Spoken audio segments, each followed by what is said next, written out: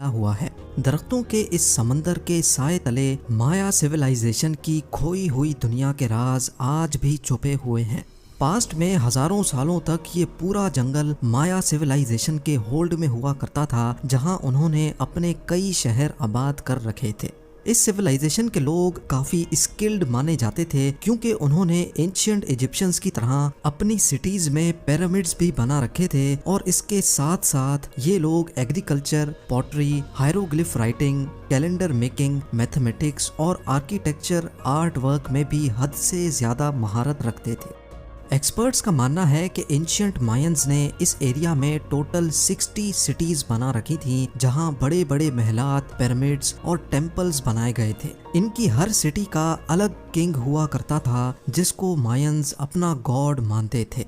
इनमें से कुछ सिटीज की बिल्डिंग्स तो आज भी सही सलामत खड़ी हैं और इनको डेली टूरिस्ट की एक बड़ी तादाद विजिट भी करने आती है। लेकिन इस घने जंगल में जहां प्रॉपर कोई रोड नेटवर्क भी नहीं है, इसके अंदर हजारों साल पहले बसने वाली माया सिविलाइजेशन के राज, पूरे शहर और कई स्ट्रक्चर्स भी छुपे हुए हैं। कुछ जमीन के अंदर धंस चुके हैं तो कुछ को दरख्तों के साए ने इंसानी आंखों से ओझल कर रखा है।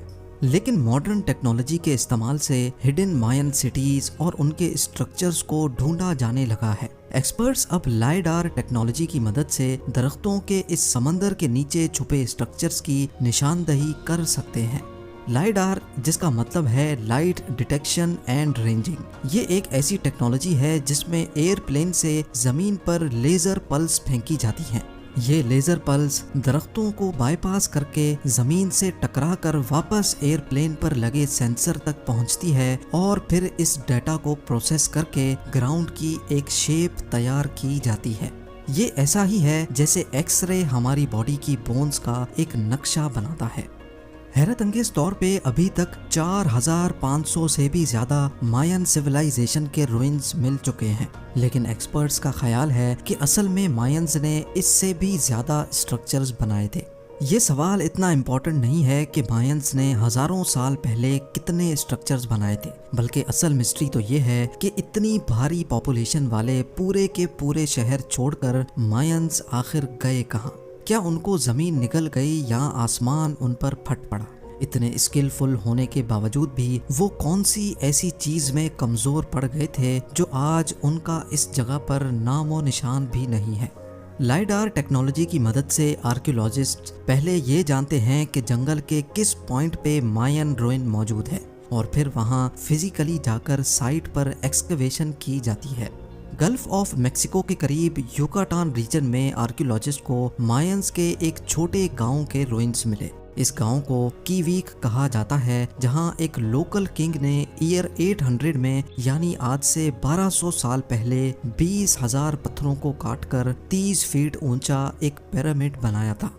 एंशिएंट मायंस नॉर्मली अपने किंग को पिरामिड के अंदर एक रॉयल चैम्बर में दफन किया करते थे। इसी वजह से आर्कियोलॉजिस्ट ने इस पिरामिड के टॉप से इसके बॉटम तक एक शाफ्ट खोदने का फैसला किया, ताकि ये पता लगाया जा सके कि इस पिरामिड के अंदर कोई रॉयल चैम्बर है कि नहीं, और अगर है तो उसमें क्या कुछ मौजूद है।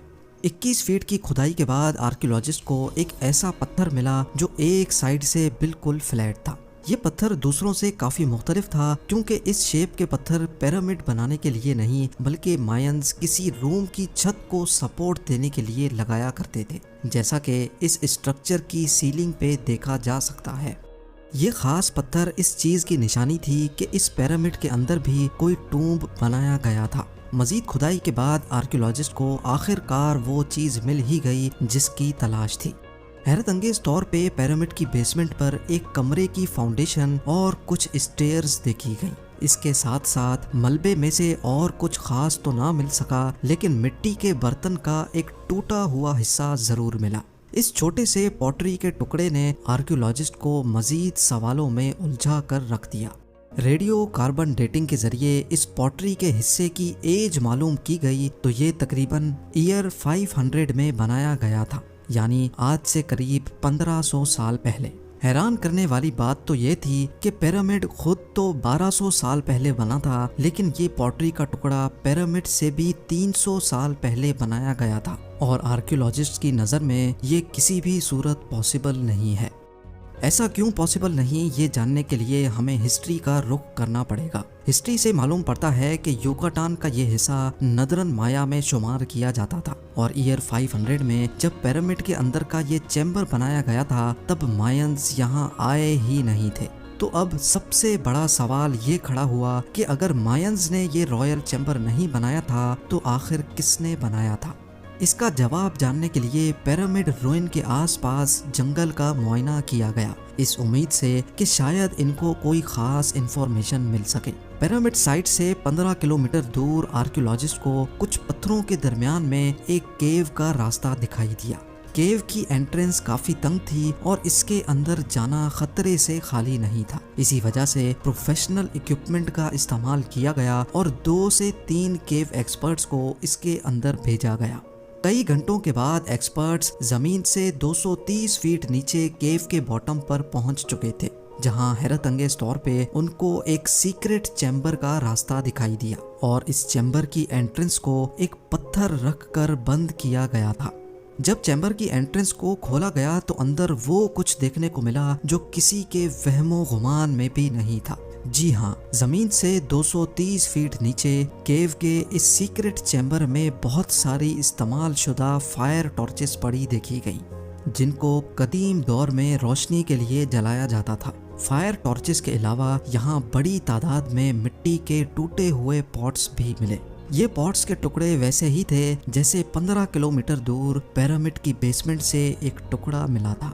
ऐसा मालूम होता था कि ये जगह किसी दौर में कोई इबादत गाह हुआ करती थी, जहाँ लोग कोई विश पूरी करने के लिए यहाँ आकर पॉट्स तोड़ा करते थे। इनमें से कुछ पॉट्स के पीसेस को जब दोबारा जोड़ने की कोशिश की गई तो हैरत अंगेज तौर पे एक और हकीकत खुलकर सामने आ गई।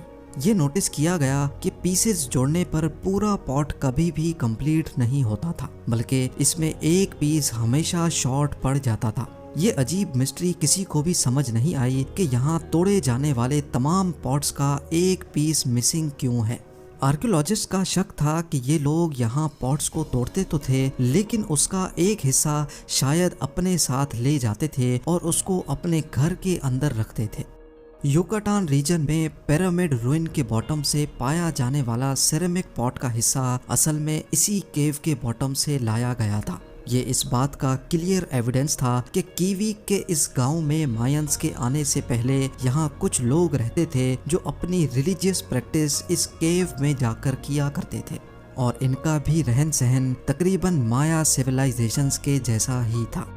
उधर जमीन के अंदर केव में सीक्रेट चैम्बर जहां सिरेमिक पॉट्स तोड़े जाते थे, वहां से आर्कियोलॉजिस्ट को केव में मजीद आगे जाने का भी रास्ता मिला। एक्सपर्ट्स ने मजीद एविडेंस हासिल करने के लिए केव के इस रास्ते पर जाने का फैसला किया। थोड़ा ही आगे जाने के बाद एक्सपर्ट्स को एक और सीक्रेट चैम्बर मिला जहां पत्थर की दीवारों पर कुछ ऐसे नक्शे बने थे जिनको देखकर दिमाग दंग रह जाता है। केव के इस डीपेस्ट पॉइंट पे पत्थर के ऊपर एक 3D जैगुआर की पेंटिंग हो रखी थी।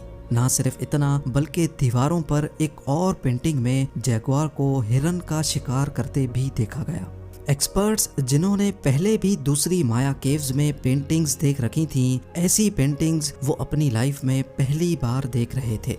इन पेंटिंग्स का जब डिटेल्ड एनालिसिस किया गया तो मालूम पड़ा कि ये ईयर 100 BC में बनाई गई थी, यानी आज से करीब 2100 साल पहले, और साउथ से मायंस के आने से भी 800 साल पहले ये पेंटिंग्स यहाँ बनाई गई थी।